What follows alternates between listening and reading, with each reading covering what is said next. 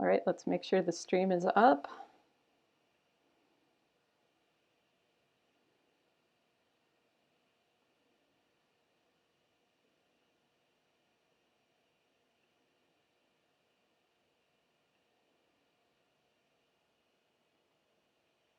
All right, it looks like we're live. Good.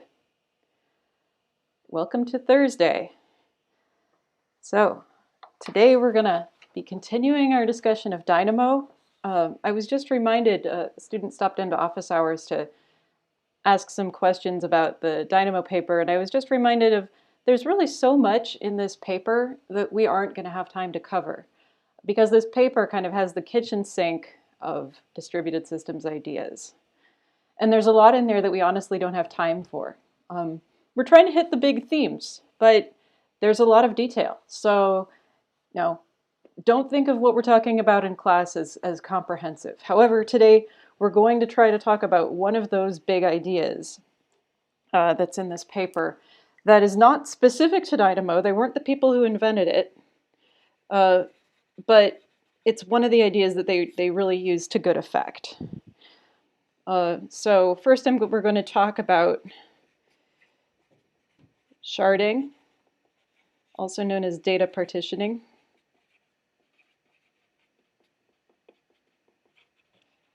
And then we're going to talk about the concept of consistent hashing,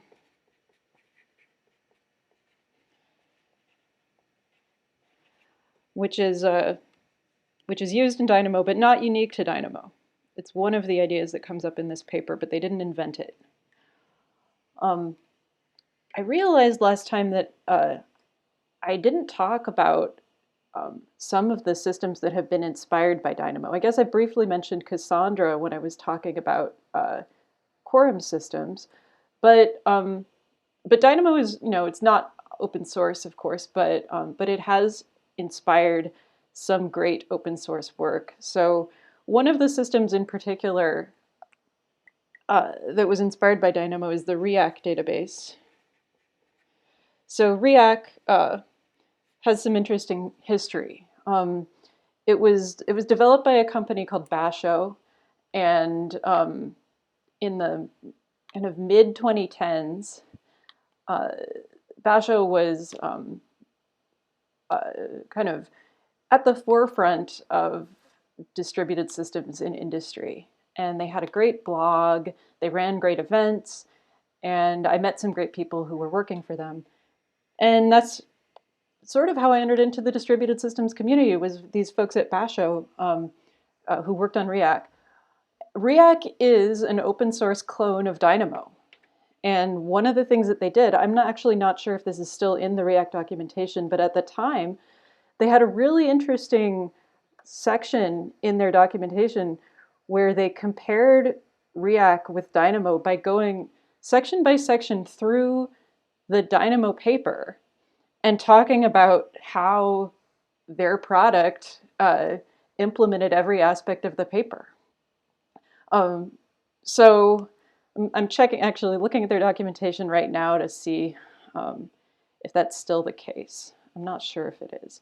In any case, you can go look up REAC on your own if you're interested. All the documentation is still online, and it's a cool system to check out if you're interested in a open source implementation of something that's a whole lot like Dynamo. They also have some pretty good kind of practitioner-oriented explanations of the concepts in their documentation. Something to check out. All right, so let's just jump in with today's topic. So we've spent a lot of time talking about replication, right? And as you know, replication involves having multiple copies of the same data on different nodes. So in the systems that we've talked about so far, every replica stores all the data. So that involves something like you might have some different machines.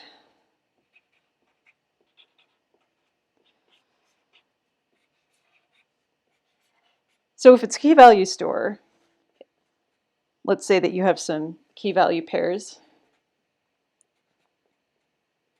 something like this.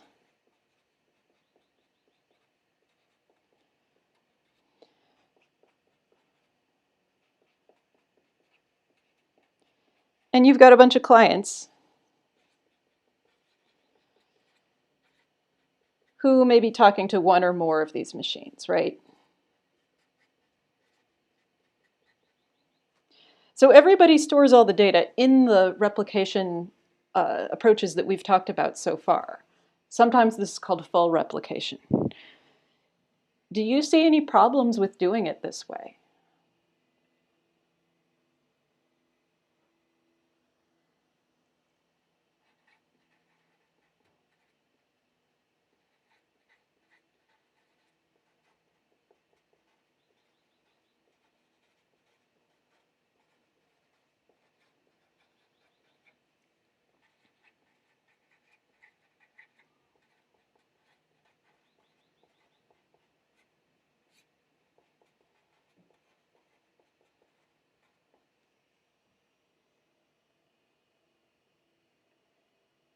So we've been talking all this time about how replication is good.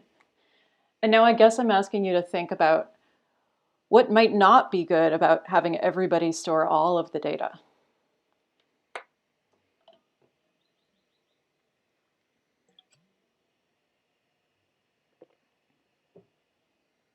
Any thoughts on that?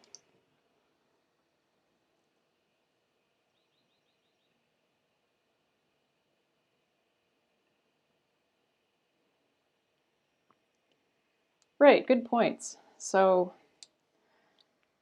storage cost for sure. If you have to store all the data on one machine, then that machine needs to have a lot of storage, right?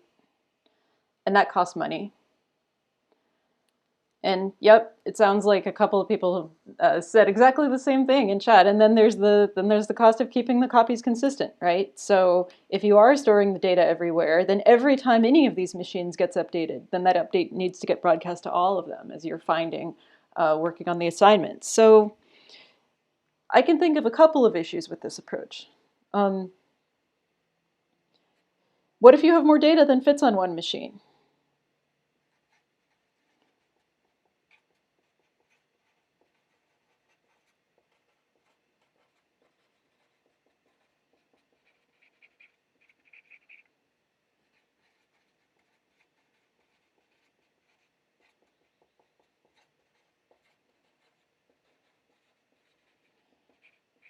That's one problem. Then keeping them all consistent is another issue. If everyone stores the data,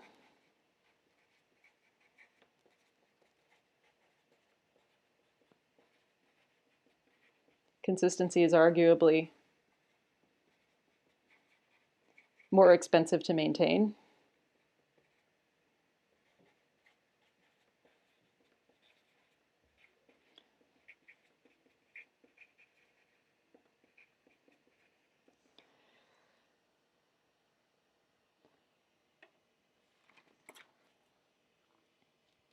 Okay, so there's some problems with doing it this way. And furthermore, what if it's primary backup? So what if it's a primary backup type approach? Maybe this one here, maybe M1 is the primary. So if you have lots of clients making lots and lots of requests, the primary has to do a lot of work, right? It has to field all those requests. And the clients can't just talk to the other two machines because in that situation you would lose strong consistency. Well, what if you did this instead? Let's talk about pros and cons of something that looks like this.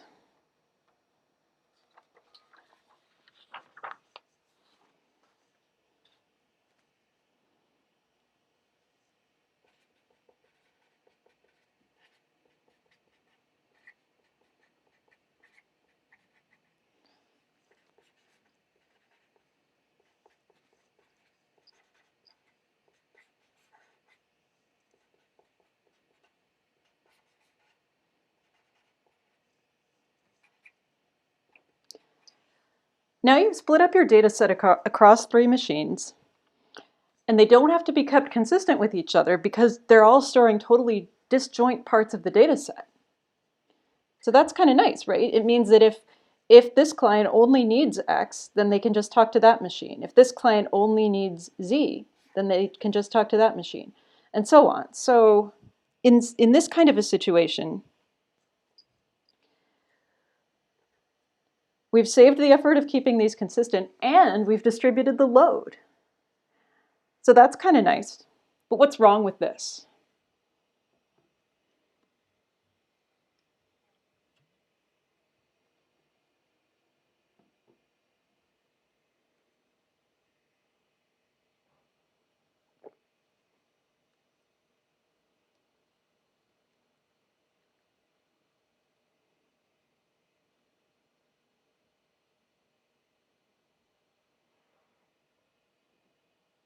What did I lose in going from that earlier design to this design?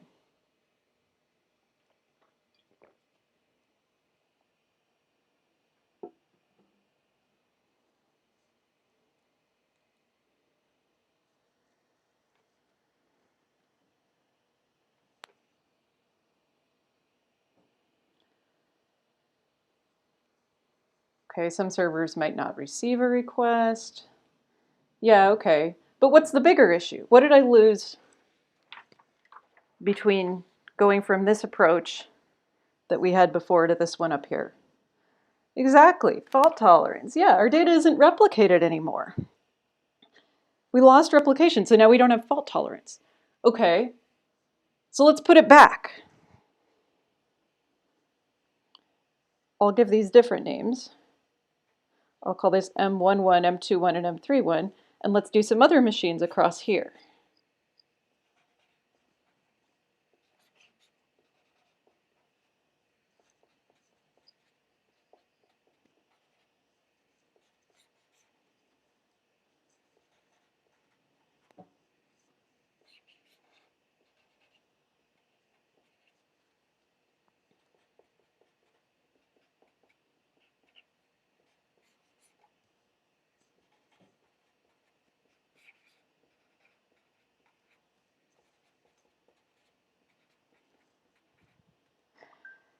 So I've split up the data now among multiple nodes. I've also put back the replication. So right now I'm doing both replication and sharding. So splitting up the data set among multiple nodes is known as sharding. And I've got 3 shards here. So we could call this shard 1, this shard 2, and this one shard 3. And then we could think of these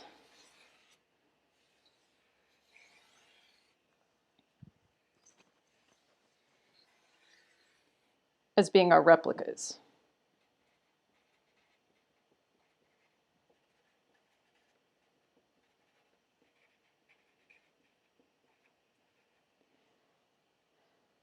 So sharding and replication are orthogonal to each other. You can do sharding without the replication. That's kind of what we had a minute ago when we just had something like this.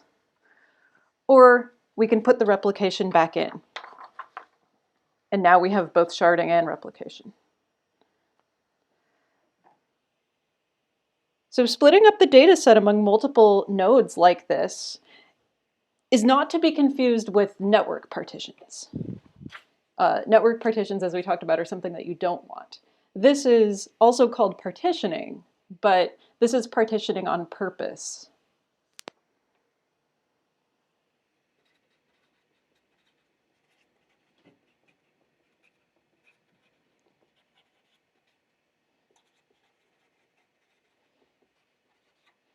Not to be confused with something that you don't do on purpose, which is a network partition.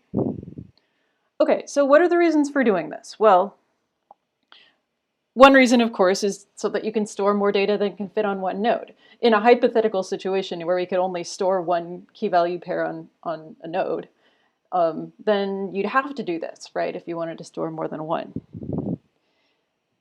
Now, in this particular example, I happen to have split up my data set into 3 partitions. In practice, we would have a whole bunch of key value pairs on every partition, but a disjoint set of them on each. So this is just an illustration, right?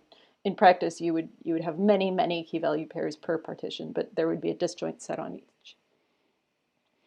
So storing more data than can fit on one node is one reason to do this, or capacity, to put it more concisely.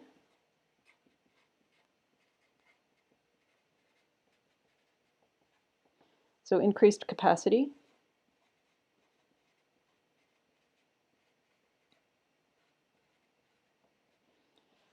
And then another reason would be increased throughput.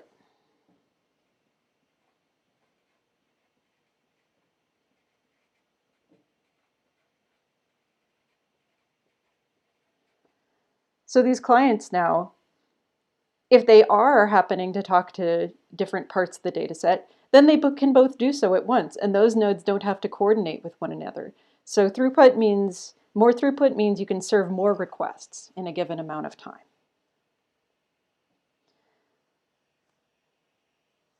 So just to give you an idea of other possibilities, you could also imagine a different sort of partitioning setup.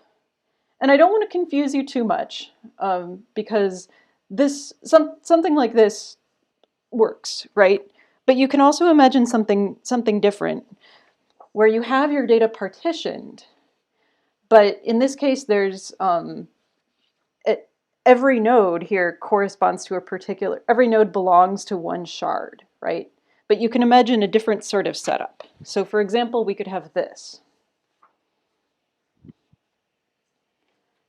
You could imagine having, say, 3 machines.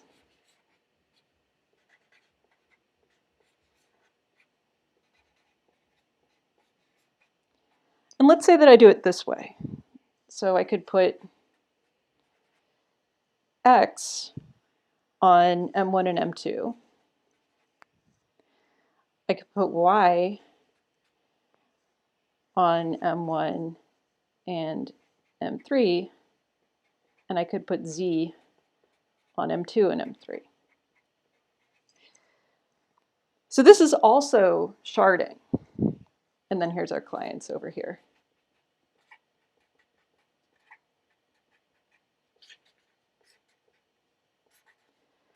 So this is kind of nice because I've managed to split up the request load, right? So if one person is making a request and they need X, right? They have a choice of who to talk to, right? But maybe they can talk to this machine here. Maybe somebody else needs Z, so they can talk to one of these machines over here. So we can still get some throughput that's better than if we were not doing sharding. But something kind of interesting is going on here. So we have 2 copies of every every key value pair. So you can imagine a sort of setup where every machine is going to be acting like a primary for one part of the data set and as a backup for another. So maybe this right here is the primary copy of X, and then this is the backup copy of X. Maybe this is the primary copy of Z, and this is the backup copy of Z. And maybe this is the primary copy of Y, and this is the backup copy of Y. So in that kind of a scenario, if you need X, you would talk to machine 1 because machine 1 has the primary copy of X. Then those updates would have to be synchronized with the backup copy, which is over here. So those machines would talk. Likewise, if you need Z, then you would talk only to machine 2, and then you would have to synchronize here, and so on. So this is an approach where there's more than one shard per node. And this is also a totally reasonable way to do sharding.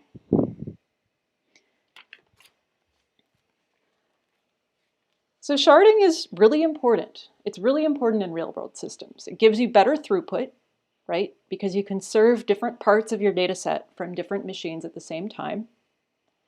And it makes it possible to store a data set that's too big for any one node. So increased capacity, increased throughput.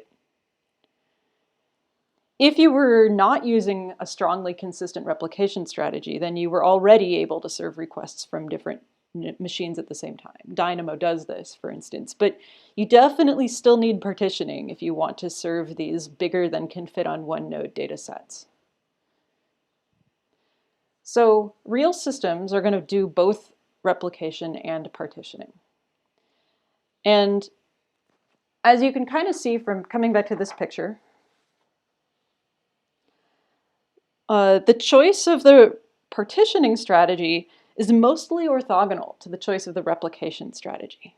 So in our discussion today, we're going to mostly forget about replication and focus on partitioning. In other words, we're just going to be looking at this piece of the picture. So it's not that replication doesn't matter anymore. It's just that we're going to be focusing on this piece of the picture, and you can assume that the data is replicated somehow. So how it's replicated is not going to be our concern for the moment. Instead, for the moment, we're just going to be concentrating on how do you split up your data set among the shards. So we're going to leave aside replication for a little while and focus just on sharding for a while.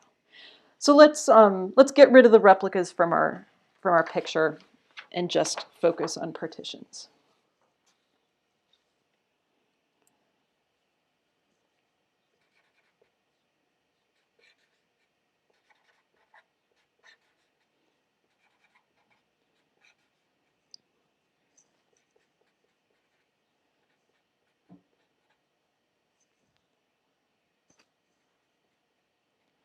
And if it makes you nervous to see data only appearing in one place, then you can imagine that this is getting replicated somehow. But just imagine that that conversation is going to be orthogonal to what we're talking about here. And everything that we're going to be talking about here is something that can take place in the presence of replication. Okay, so let's say that we have a large amount of data and we want to partition it. How do we decide which data to put on which nodes?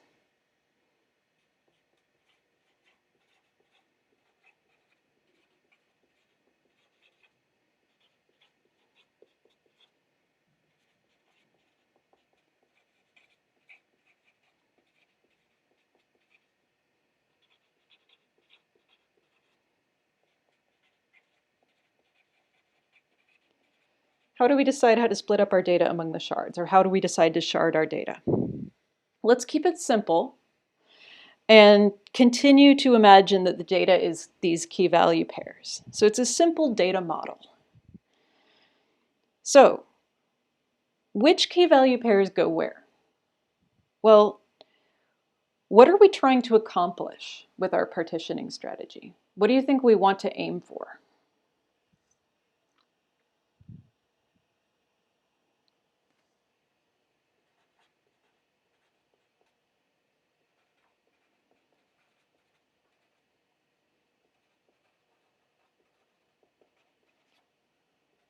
Or another way to put that is, what makes a sharding strategy good?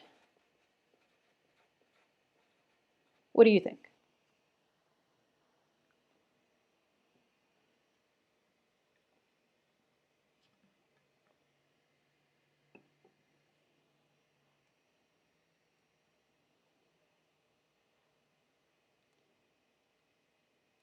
Good, yeah. So you want to avoid hotspots, right? You'd like to get things reasonably equally distributed or reasonably evenly distributed among the nodes, right? So, okay, how would you accomplish that? Well, one possibility is you could try randomly assigning records to nodes.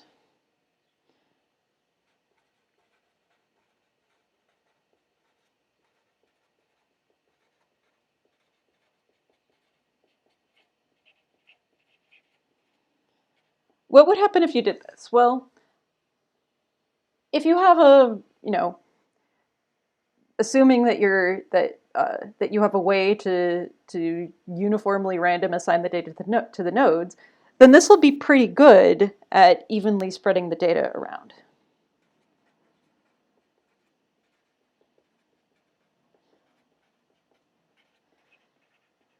So this checks that check mark. But what might not be good about randomly assigning the data?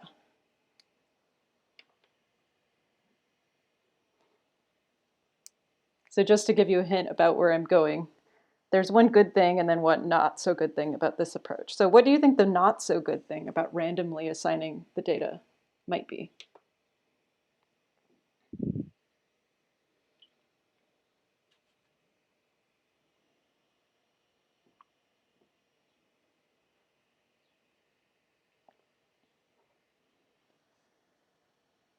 What if you're a client? What if you're a client and you want to know where Y is? Exactly. You won't know where to look for the data again later.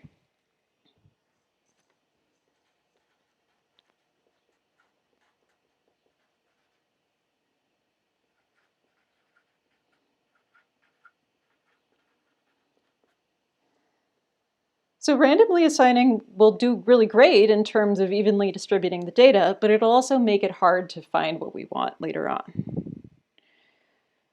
Okay. Kind of the opposite of this would be if you just decide to put everything on one partition, right?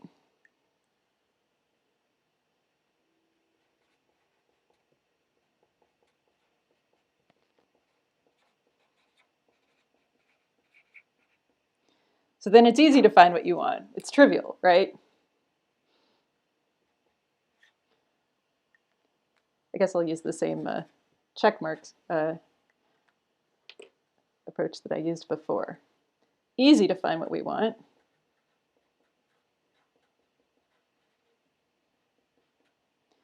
But it's absolutely the worst you can possibly do in terms of in terms of even distribution.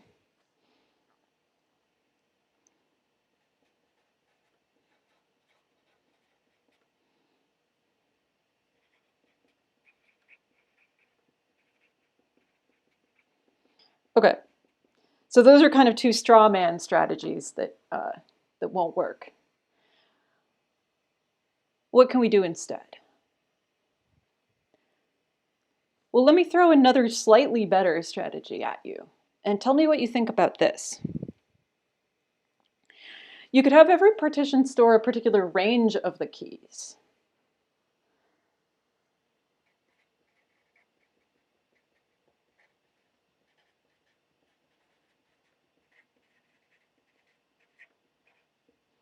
Partition by key range. So for instance, if my keys are alphabetical strings, then I could say that M1 is responsible for a certain range of the alphabet, and M2 is responsible for a certain range, and M3 is responsible for a certain range. So, maybe M1 is responsible for like keys A through H, and maybe we have like B here. Maybe M2 is responsible for I through R, and we've got P here.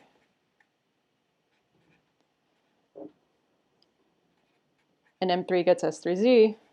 Maybe we have Y here. Okay, so this seems to work okay, and some systems do something like this. But what's the downside of doing it this way?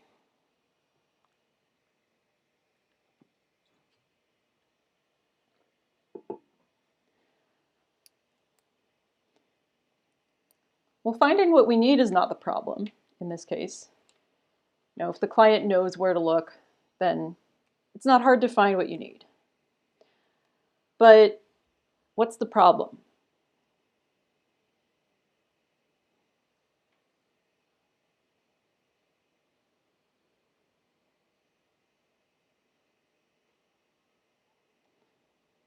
Any ideas why this might not be great? Yeah, so the point made in chat is some ranges might have more keys than other. What if the data starts coming in? What if the writes start coming in and they're all like, S, Y, Z. So you'd end up with an uneven distribution of data, right? Because your keys weren't uniformly distributed across the space of the alphabet, right? So then that means your data is now unevenly distributed across the servers. So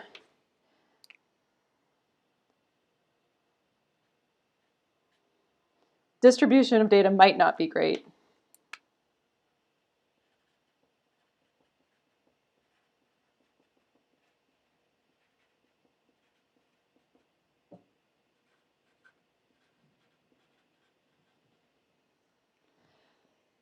So key range partitioning probably isn't a good way to go unless you have some way of knowing in advance that your requests are going to be adding a uniform distribution of keys. But there's hope. We can actually solve this problem very easily.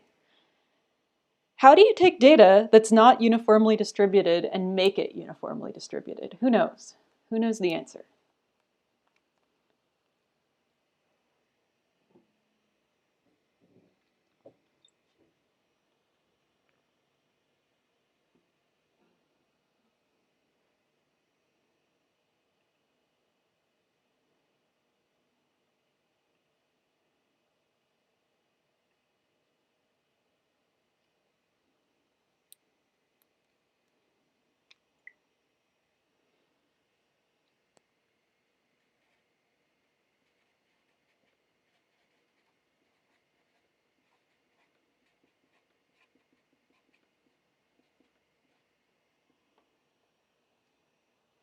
Good, great suggestion. The suggestion is hashing the keys.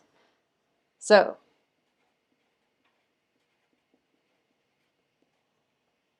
a hash function is a way to take data that's not uniformly distributed and make it uniformly distributed. So a good hash function could take our possibly wildly uneven distribution of keys and will distribute them evenly across its output space. So let's take a look at what that might look like. So let's take a hash function. Let's say MD5, for example. So MD5 takes an input and produces an output. So maybe the input is a string. Let's say that this is a picture of the input space of MD5. So let's say that we have a bunch of strings from like up here to zzz down here. And then we've got a bunch of other strings in here.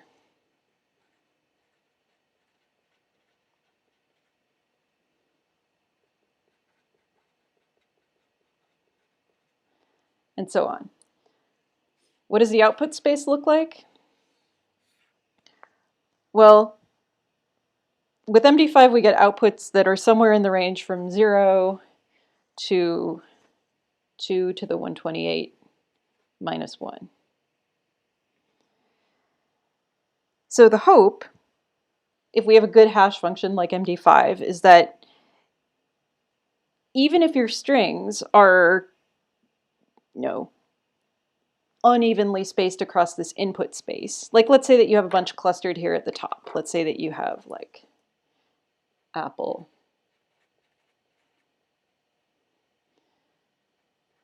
awkward, and so on. So not really a nicely distributed set of strings. The hope is that these are all going to map onto more or less even points somewhere in the output space. So this is great, right? Because it'll give us a way to distribute the keys evenly across the nodes. The trick is just that you have to hash them. Then you give every node some evenly sized piece of the output space. So how would you do that? Well, if we had our 3 nodes M1, M2, and M3 that we talked about before,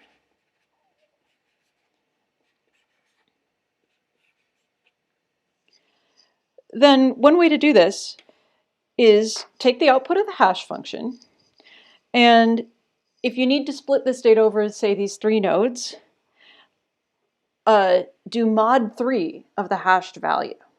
So in other words, if something landed here at 0, then that would go onto machine 1. If it landed at 1, that would go onto machine 2. If it landed at 2, that would go onto machine 3, and so on.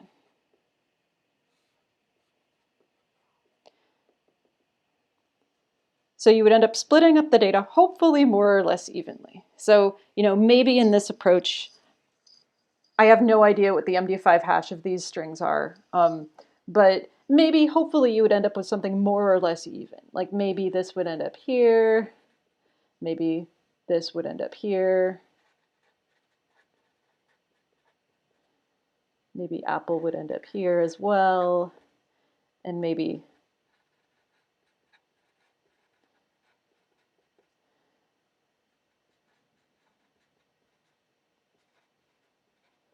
so maybe you'd get something like this.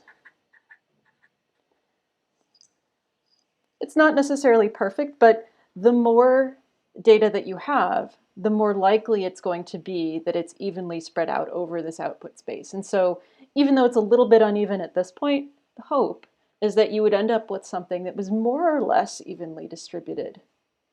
Furthermore, it's not going to be hard to figure out where things are because this is a really easy function to compute.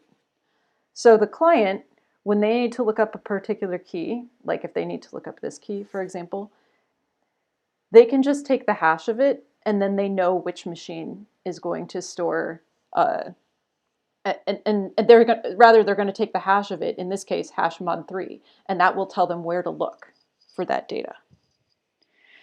So if I want to know where to put a key value pair, whose key is Apple, then first I hash it to get this 128-bit hash value. And then I do mod 3 of that, and that'll give me, some machine ID.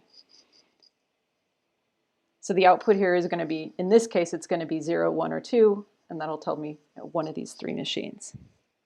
And if I want to look up a key and I need to know where to find it, I just do the same thing. I calculate that key's hash, which is an easy, quick computation, and then I do mod 3, or mod n for whatever number of nodes I have. And that can be done either on the client side or it can be done on the data store side.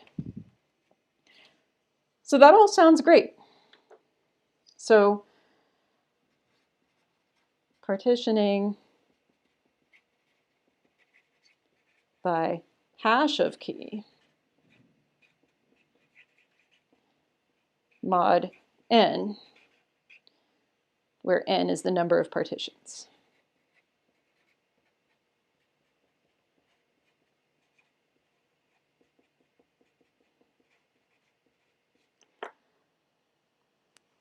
Okay, that seems pretty good. Unfortunately, there's a catch. You knew there was going to be a catch. What's the catch with this approach?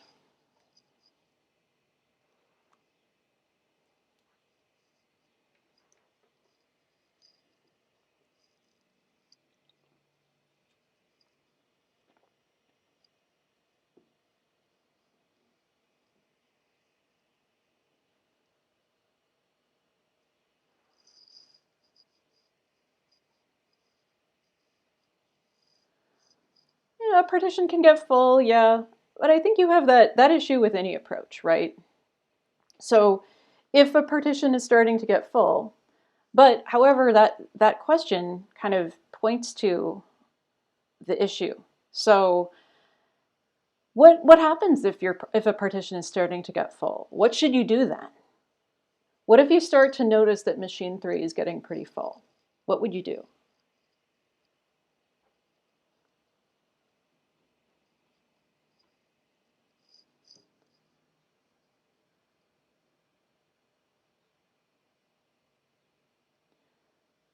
yeah, okay, key collision. So the worry is that different inputs could hash to the same thing, but I don't think that's too big of an issue. The output space of MD5 is pretty big. It would be fairly unlikely. And even if it did happen, it wouldn't be the end of the world, right? So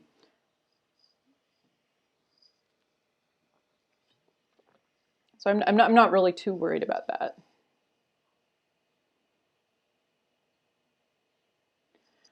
Great, yeah. So the question I just asked was, what do you do when a partition starts to get too big? And somebody correctly said in chat, well, you could add a node, but then the hashes won't be correct. Yeah, yeah. What happens if I try to add another machine?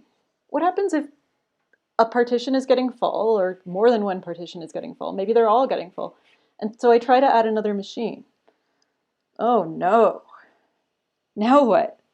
The trouble with doing this hash of key mod n thing is that if n changes, now most of the data has to hash to somewhere else, right? Most of the data, or doesn't hash to somewhere else, but gets mod n to somewhere else, right? Most of the data has to move around. So let's say that n changes from 3 to 4 like this. So we had 3 machines and now we have 4. Let's say before we were doing, MD5 of aardvark, and we got 1, right? And let's say that put us on M2. Say these are indexed from 0.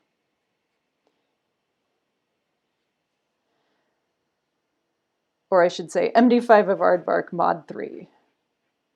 Maybe that gave us 1 before. Now let's say I do MD5 of aardvark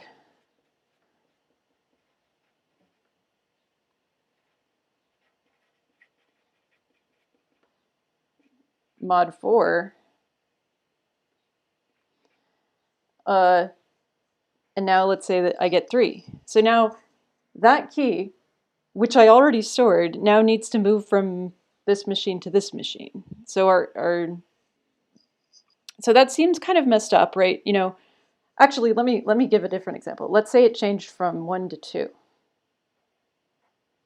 This is what seems messed up to me. We've added a new machine. And now I'm saying that aardvark has to move from here to here.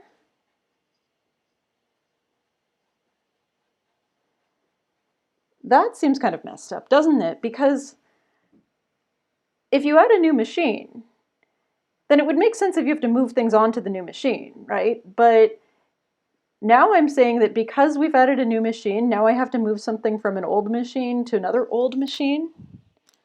Instead of moving data to the new machine, I've just shifted around the data on the old machines. And that might have to happen with all of these. Maybe some of them would move to the new machine, sure. But maybe some of them would have to move from one of the old machines to the other old machine. So that seems bad, right? We really don't want to have to do that. So the drawback here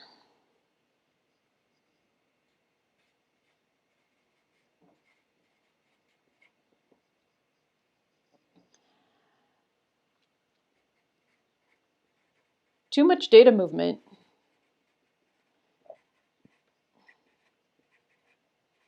when n changes.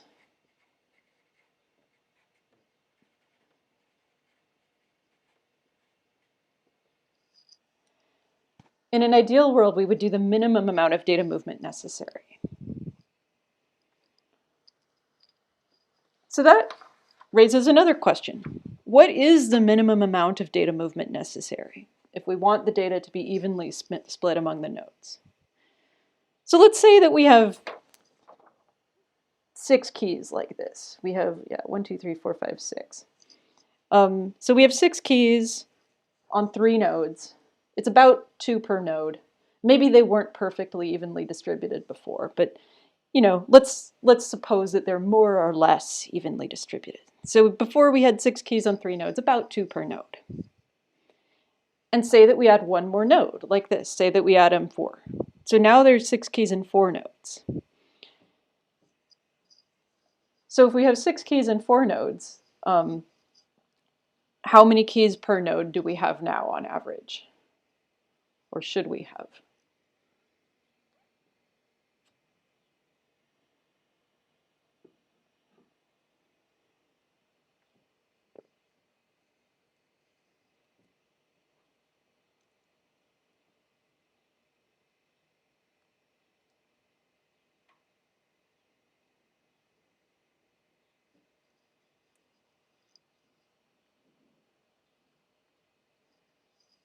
All right, let's think about it. Well,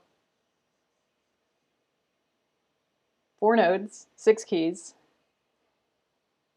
If you had the same number on each, right, then, well, 6 divided by 4 is 1.5, right? So you can't have 1.5, but it would have to be either 1 or 2. So we'd hope for either 1 or 2 on every one of the 4 nodes. So on average, right, you would want to move about that many to this new node. You'd want to move about 1.5 keys to this new node, 1 or 2. Let's say 1. So that's the minimum movement possible to achieve an even split. So to write this out,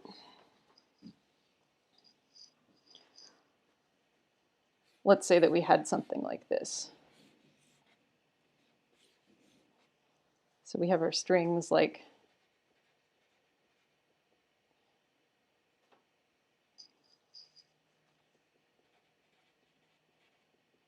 and this might not exactly match the sharding that I had before, but that's okay.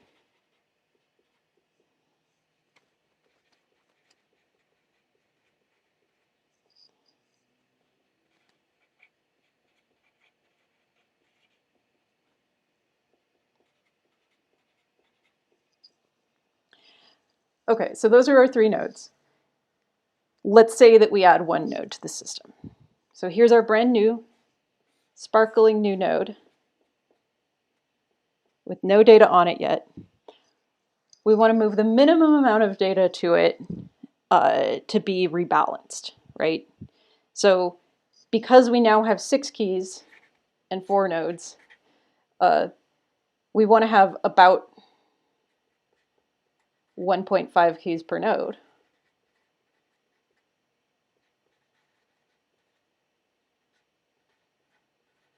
Okay. So that means we should move 1 or 2 keys here. So now let's say that we move this one.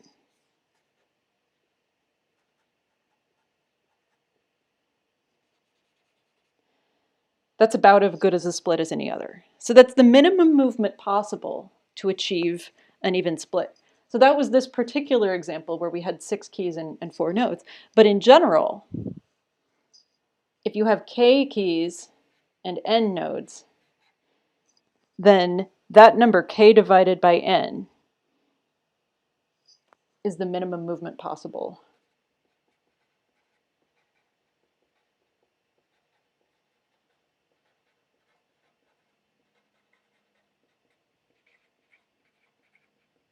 To get an even split.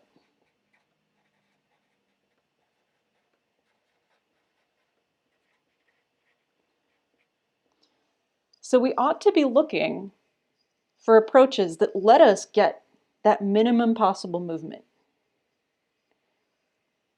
at the point when n changes.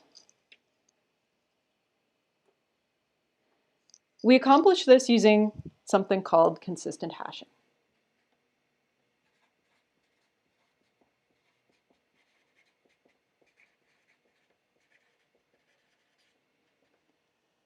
Gives us this minimum movement.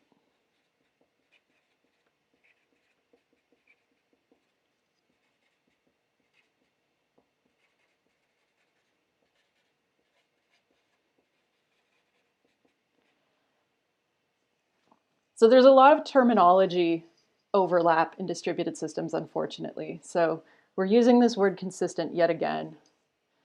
We've already used this word in the context of consistency models, and now we're using it to mean something entirely different.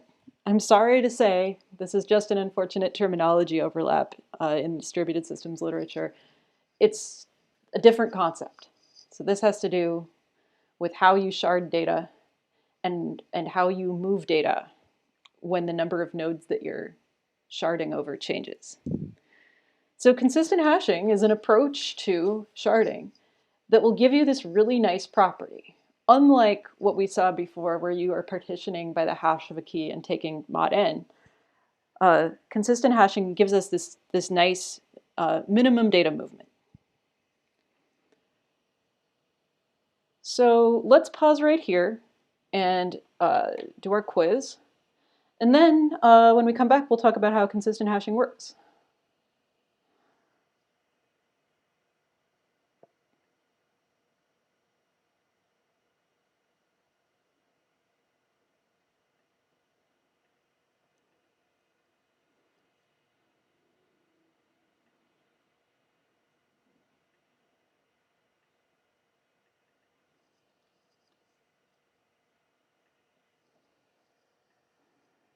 All right, so I will see you at 4:21.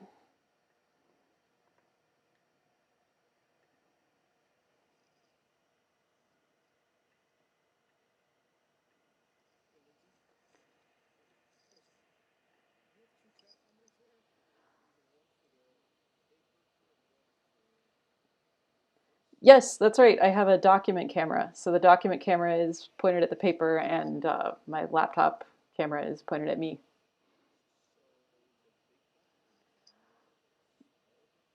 It's I can share a link. It's the brand is IPEVO. It's the IPEVO VZR, and I like it a lot.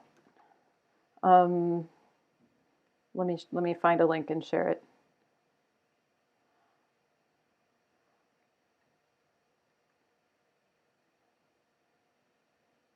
No, it's not very big. It fits pretty nicely on the desk here. It's intended for home use.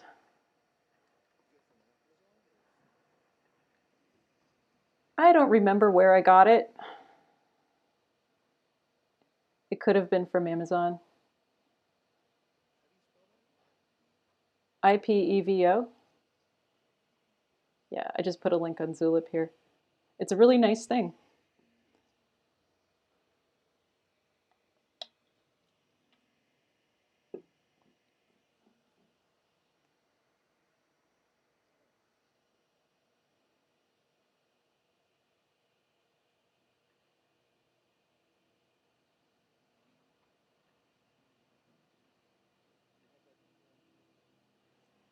Yeah, it plugs in via USB, so it plugs into my laptop, and the USB powers it and also sends data. So um, yeah, it works pretty nicely. It's also got a light. Um, didn't have the light on before. I should have had the light on. It's got a light built in, and um, it's got some kind of cool settings. Maybe I can show off later.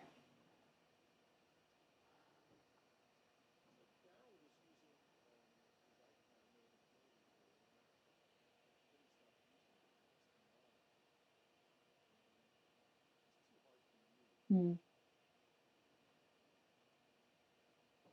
Yeah, I love this thing. It's easy to use.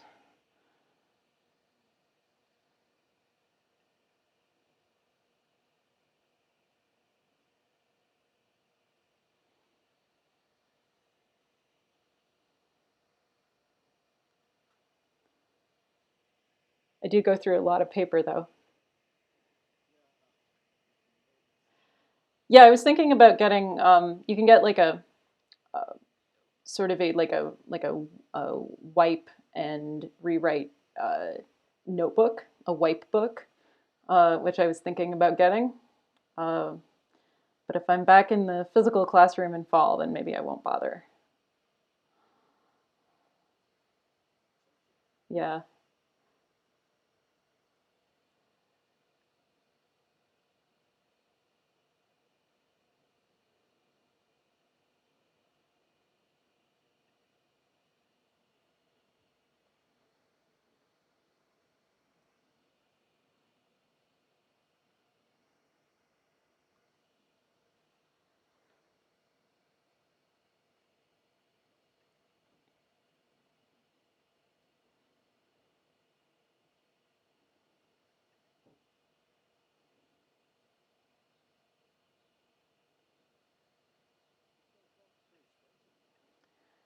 No, it's not very expensive. It's a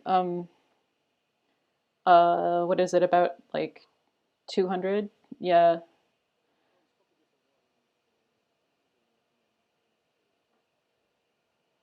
Okay.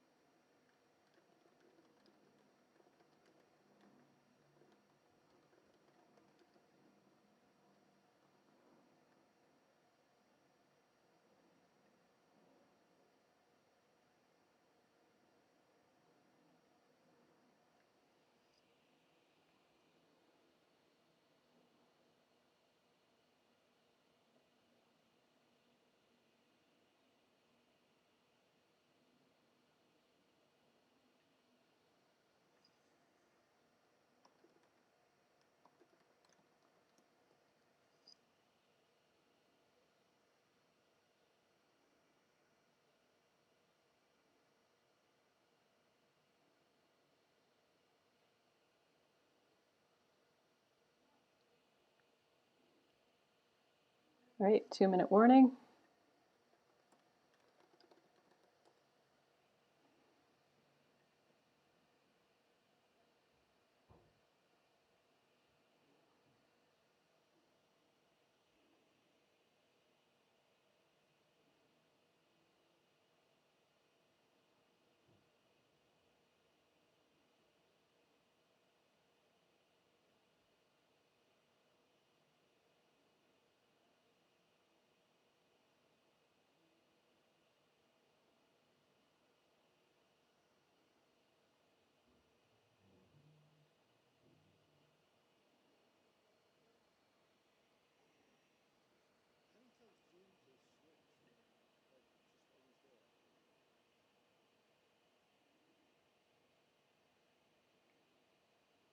Oh, with the 2 cameras? Yeah, so I'm for Zoom, I'm just using my laptop camera, and then I'm sharing my screen, and so I don't have it plugged into Zoom as a camera. I'm using the software that comes with the dot cam, which is called Visualizer, which puts up whatever is the current, whatever the camera is currently showing. And then I'm tabbing between that and a browser window here.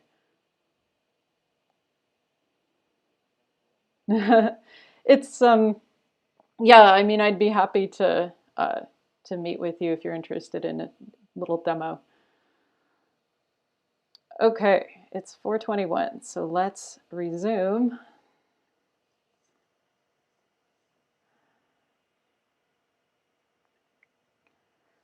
Okay, so let's talk about consistent hashing, how that works. And once again, consistent hashing is rather confusingly named. I didn't pick the names of these things. Okay, so the idea with consistent hashing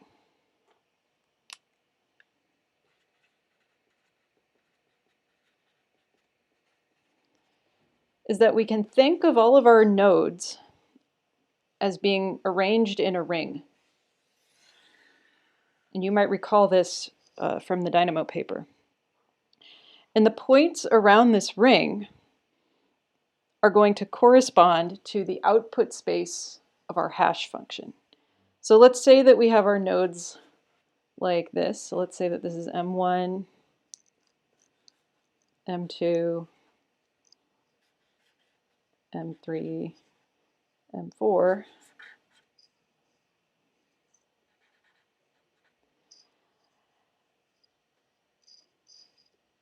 And so if this is 0 up here, maybe this is 1, and so on around the ring. And then coming, if we're again saying that our hash function is MD5, it's got a 128-bit output, right? So this would be like all the way to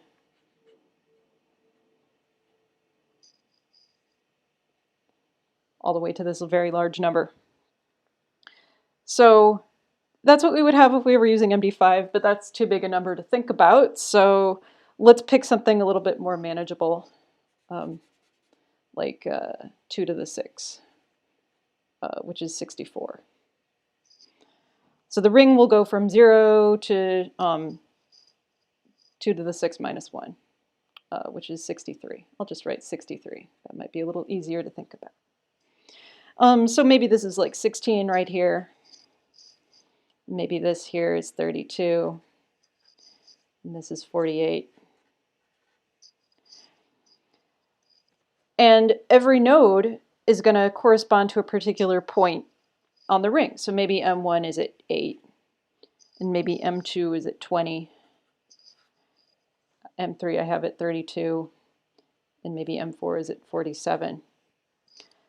So each of our nodes is going to belong to a particular point on the ring. I don't really care what point. And how do you decide which point it belongs to? Well, maybe you could hash the name of the node using our hash function, or hash the IP address of the node. And if you do that, then the nodes will be more or less evenly spaced around the ring. At least you hope so. Okay, so now let's say somebody wants to store some data. We've got all these nodes. It's time to start using our key value store. So let's say that I want to store a key. Let's say that the key is Apple, Or let's say that I want to write to the key apple. I'll just worry about the key right now and not the value. So how do I figure out which of these nodes to put it on? Well, I'll hash it just like before. So I'll take the hash of that key. And I'll get something that's in the output space of the hash function. So let's say that it's 14.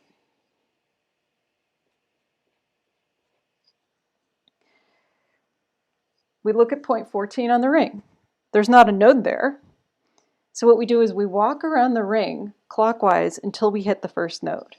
In this case, it's M2. So the key apple and its value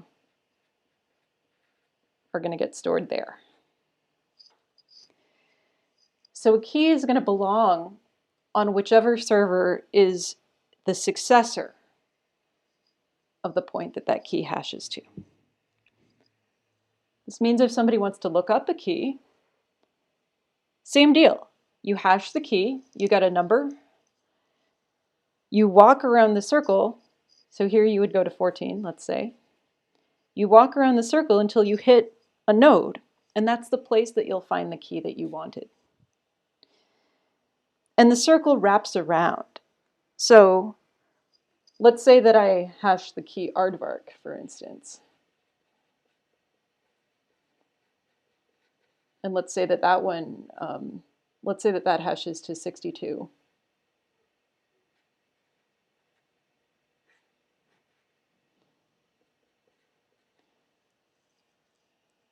So where will that key be stored?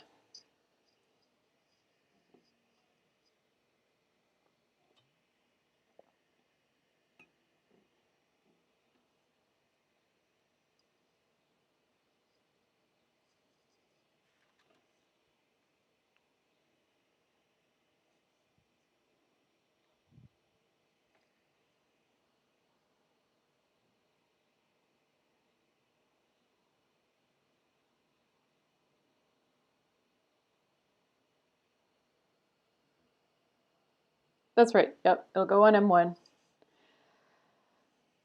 So,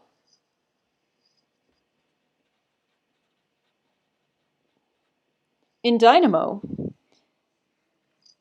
they use consistent hashing in this way, but they also use this ring to decide where to replicate things. So let's say everything has to be replicated 3 times, for example. Then the way that they do it is, for any key, it's going to have some node that is its home, which is whatever node that it hashes to, using this approach of computing the hash of the key, finding a point on the ring, and then walking around clockwise until you hit the first node. So this node M2 is going to be the home node of this key apple. So if every key had to be replicated 3 times, then you're going to store it there, but you also store it at the node after that, and the node after that. And then aardvark, this would be its home node, so it would go there and here. You can spell aardvark. So we're using the ring both to figure out where to put things in the first place in terms of sharding, and we're also using the ring to determine where to replicate things. So in Dynamo, they will replicate a key along with its value, right? So I've left the values that these keys map to out of the picture, but values are there too, like the value of apple might be something, the value of aardvark might be something, and so on. But the way that it works in Dynamo is that you store something at its home node, and then if the replication factor is 3, then you also store it at the node after that and the node after that until you've stored it in 3 places. So it's slightly more complicated than that in Dynamo because the paper calls it a preference list. So every node has what's called a preference list, which is the list of places where that node's data should be replicated to. And interestingly, the replication, the preference list is actually going to be longer than, say, 3, if 3 were the replication factor. Does anybody remember why the preference list has to be longer?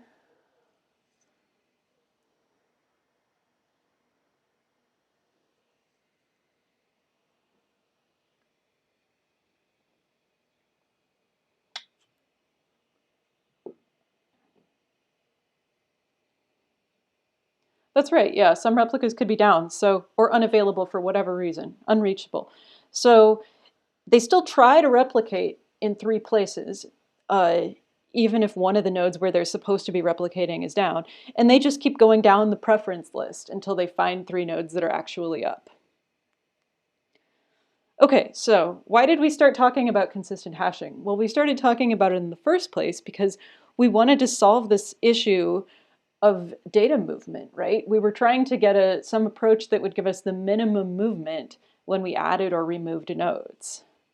And we wanted to make sure that we moved around as little data as necessary. And that magic number that I gave before, which was k over n, which is the number of keys divided by the number of nodes, we figured out that that was the minimum movement that you would have to do to get an even split when you add a new node. So how does consistent hashing actually solve that? Well, let's add a new node to our ring. Let's say that our nodes are getting pretty full. Maybe we're looking at what we have, and we're looking at the data, and things are like maybe, I don't know, 80% full. So we're starting to think, okay, well, we better add another node. So let's call it M5, and let's say that it goes right here. Let's say that it hashes to this position 60 right here. Now that we've added this new node, which keys do we have to move? What do you think?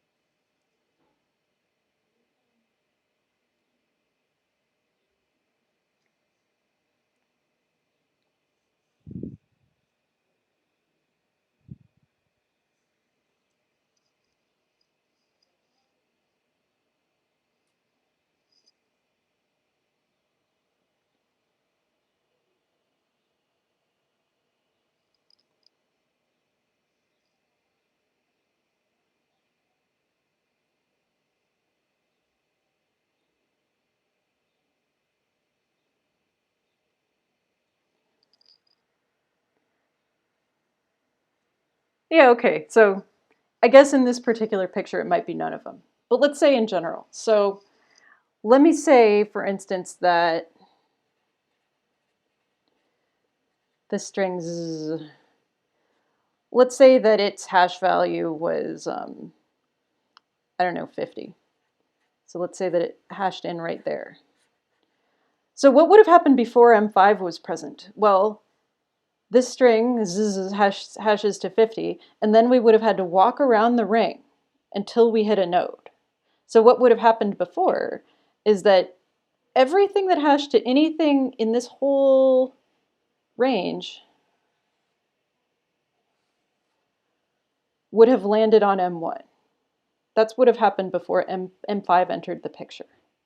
Now that M5 has entered the picture, though, now the range that M1 is responsible for is smaller. So now M5 is now only responsible for this,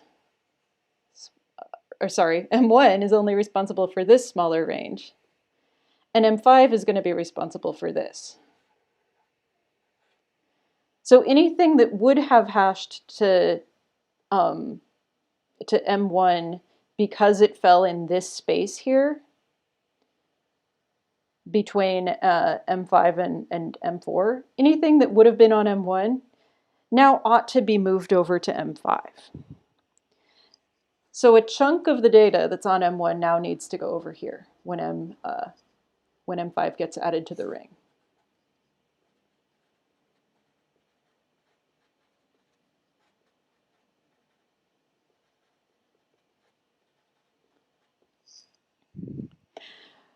But on average, it's only going to be about this much data that needs to move. On average, we'll only have to move k over n keys over, where k is the total number of keys that are stored in this new system, and n is the new number of nodes. And the really great thing about it is these nodes aren't affected at all. So they don't have to do anything different. They can be, in fact, totally oblivious to all of this that's going on. So M4 doesn't have to care. M3 doesn't have to care. M2 doesn't have to care. You know, maybe sooner or later M4 should update its preference list, maybe to add M5 and so forth, that kind of thing. And maybe some of the other ones have to update their preference list too, depending on the replication factor and that kind of thing. But they don't have to move any data, which is really great. So that's nice. Okay, what about if a node crashes? Suppose M2 goes away. Suppose it crashes. Who is going to be affected by M2 crashing?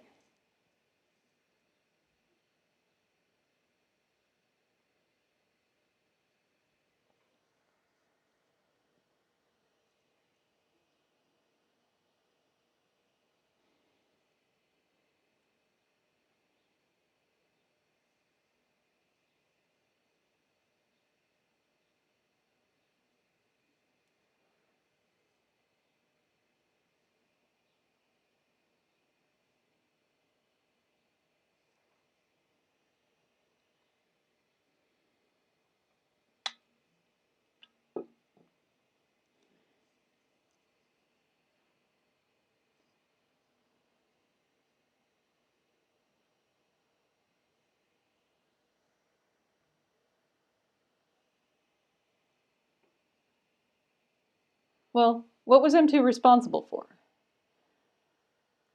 Well, it was responsible for this range, right? Remember how we talked about how Apple the hash of Apple was 14, and so we walked around the ring and then stored Apple here at M2. So now anything that hashed to a spot on the ring that was in this whole range here would have been stored on M2. So that's what, 9 through 20, the 9 through 20 range of the hash function. So now M2 is gone.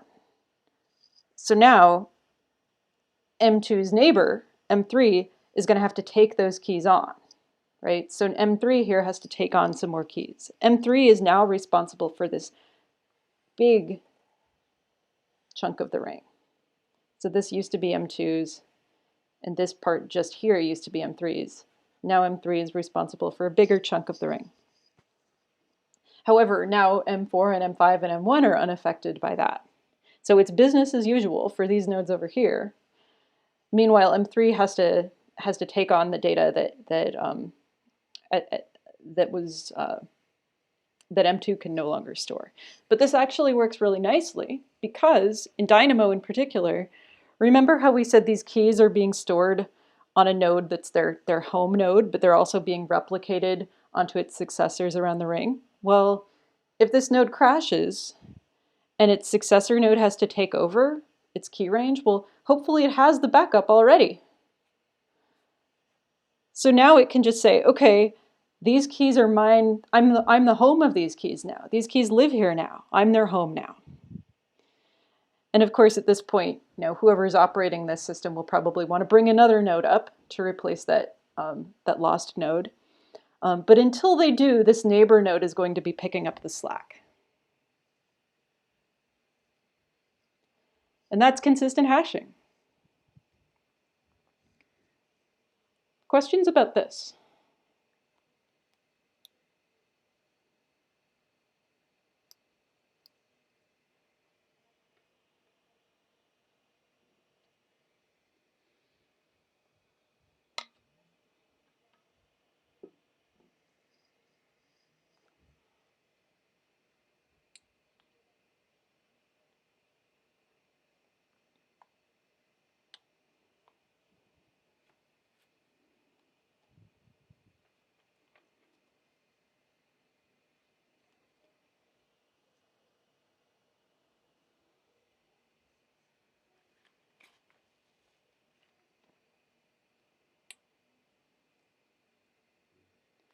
So the question is the home for these now M3, and would they need to be propagated to the next nodes? Yeah, so one thing that you might do at this point, if M2 has crashed, M3 can hopefully figure out that M2 has crashed. Maybe M3 is constantly trying to gossip with all of its neighbors, right? So if M3 finds that it can't talk to M2, now M3 decides, okay, I'll be the home for those now. And I'll start my own preference list for replicating those. And so then maybe its preference list has many nodes, right? Maybe, like we said, more than 3, because it has to be careful of the fact that some of those might be down. So it's going to try to talk to this one and this one. You know, maybe this one over here didn't have Apple yet, so maybe it will try to replicate to that one. On the other hand, maybe M2 was only intermittently down, so maybe it'll come back and then it'll say, okay, I'll take over this chunk of the ring again.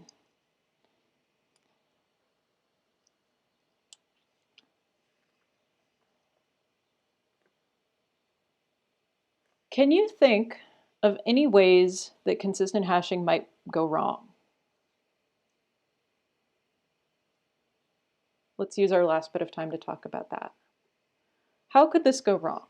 What could go badly?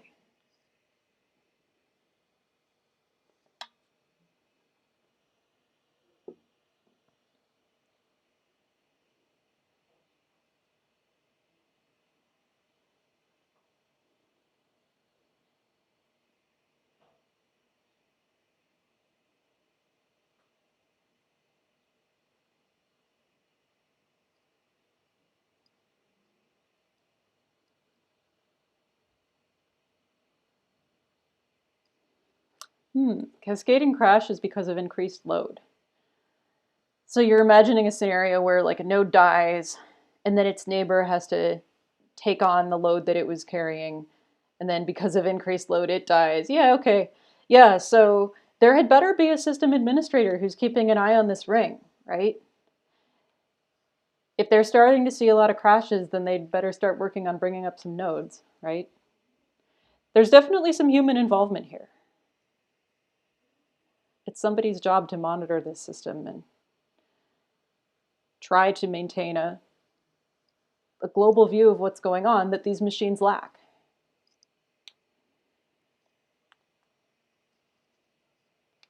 Keeping us all employed, right? Okay, what else? What else could go wrong?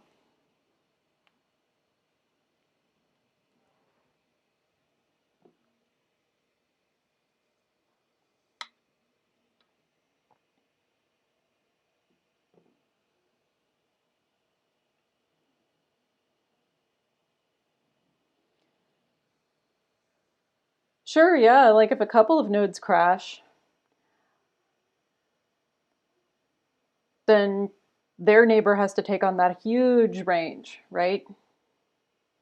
So, yeah, it could happen. Something you have to watch out for. That's a little bit related to the thing that I was going to talk about, which is what if the nodes aren't actually evenly spaced around the ring? So in this picture, I have them fairly evenly spaced, right? Especially now that I added M5 to the picture. But you could imagine a scenario in which the nodes aren't evenly spaced. So we know that a good hash function is going to map its inputs over its output range as evenly as possible. So that's what makes a hash function, that's one of the things that makes a hash function good, right? We're hoping that even if the inputs are clustered up in particular parts of the input space, we're hoping that they're going to be mapped in a hopefully fairly even way in the output space. However, if you have not that many inputs, then you can't necessarily expect that output space to be evenly covered, right? The more inputs that there are, the more likely that it is that you'll get an even distribution. So these key value pairs, you know, presumably you have a whole lot of key value pairs. If you didn't have a whole lot of key value pairs, you probably wouldn't be building a distributed system. But, and you certainly wouldn't be sharding. But So hopefully the key value pairs are more or less evenly distributed over the output space. But what about these machines? What about these machine identifiers or whatever it is that you're using to hash them to points on the ring? There aren't that many of those. In this picture, I only had 5. So you can't necessarily expect that output space to be evenly covered. The more inputs that there are, the more likely it is that you'll get an even distribution though. So here's a trick that you can play. You can actually have every one of these machines be hashed to many points on the ring. So a node could pretend to be multiple nodes. So a node could pretend to be, say, 4 nodes, or 30 nodes, or 80 nodes. And every one would have its own identifier, which would then get hashed to some position on the ring. And that would make an even distribution more likely. So there's still only one machine, M1, but we're pretending that that M1 gets hashed to a whole bunch of different points on the ring. So I'll use a different color. So here's like a fake M1. Here's another fake M1. Here's another fake M1. Here's another fake M1. Here's another one. And similarly for all of the other ones. This will make it more likely that we've evenly distributed the nodes around the ring. These, however many fake machines that we have here, are called virtual nodes.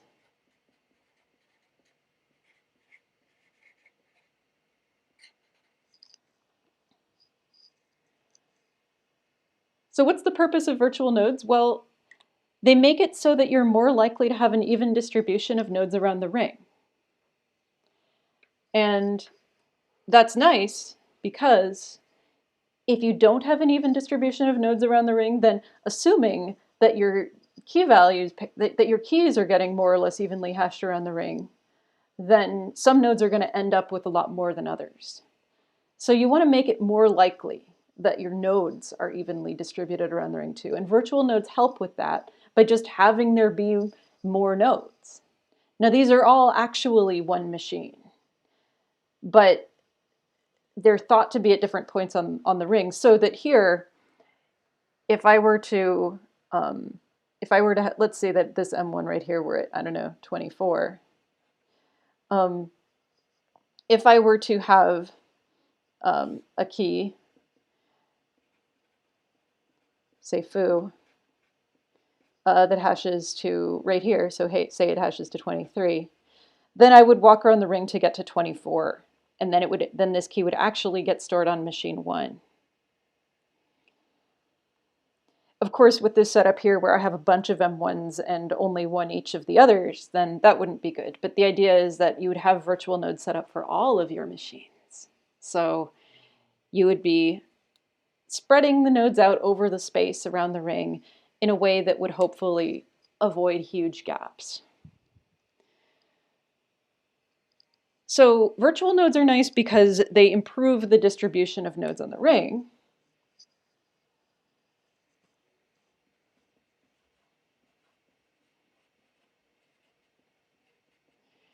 And there's actually another reason I can think of why they're nice, and this is something that's mentioned in the Dynamo paper.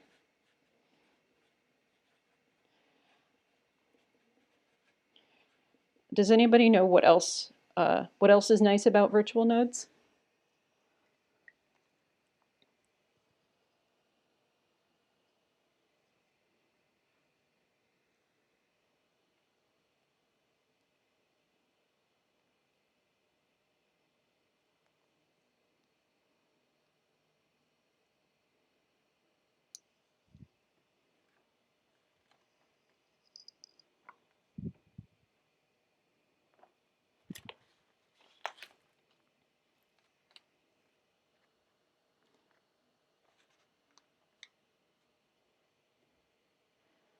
Well, let's say that you have one of these machines. Let's say it's M1. And let's say that it has a 10 terabyte drive. And let's say that you have M2, and it only has a 4 terabyte drive.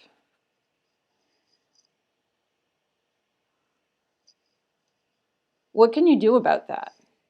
At that point, you don't want the same number of keys to be stored on M2 as M1, do you? Because then you'll run out of storage space on M2 more quickly.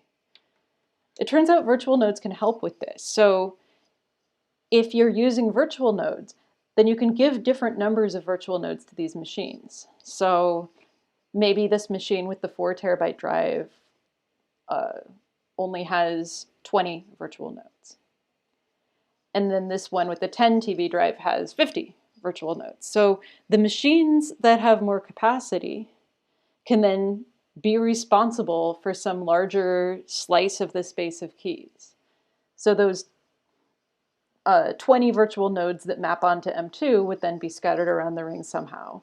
Those 50 virtual nodes that correspond to M1 would be scattered around the ring somehow. And then, assuming that keys are more or less evenly distributed around the ring, then hopefully you would get about the right amount of data corresponding to the storage capacity on those machines. So virtual nodes can let you have different numbers of virtual nodes per physical node. So you can account for differences in storage capacity.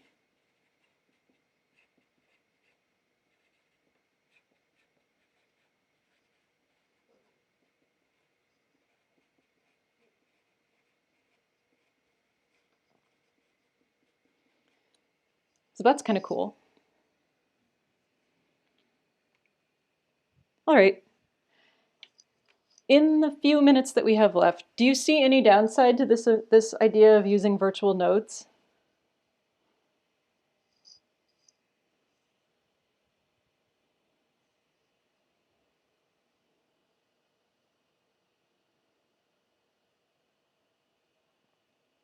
I can think of one thing that you could maybe think of as a bug or maybe think of as a feature.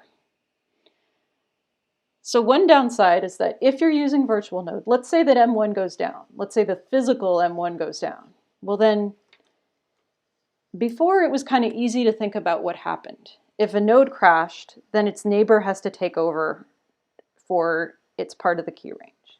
So it's pretty straightforward. But if M1 goes down and you're using virtual nodes, then all the virtual nodes are going to be down too. So now there's lots of little places around the ring that are going to be affected. If a physical node that's represented by many of these virtual nodes crashes, then lots of separate little areas on the ring are going to be affected. And they're all going to have their own neighbors, right? And then so lots of other nodes might have to step up to be responsible for those parts of the ring. So in the Dynamo paper, they actually call this a feature. They say, if a node dies, then rather than just having its immediate neighbor take it on, then the load is spread out. So this sort of answers one of the questions that we were talking about earlier, right? When we were saying, wouldn't it be terrible if nodes right next to each other on the ring crashed and then this whole space ends up having to go onto the immediately neighboring physical node? Well, if you're using virtual nodes, then things are a little bit different. Then everybody can help kind of step in and pick up some of the work. So in the Dynamo paper, they say, this is good, right? It's good to have this load spread out. And I can see why that would make sense.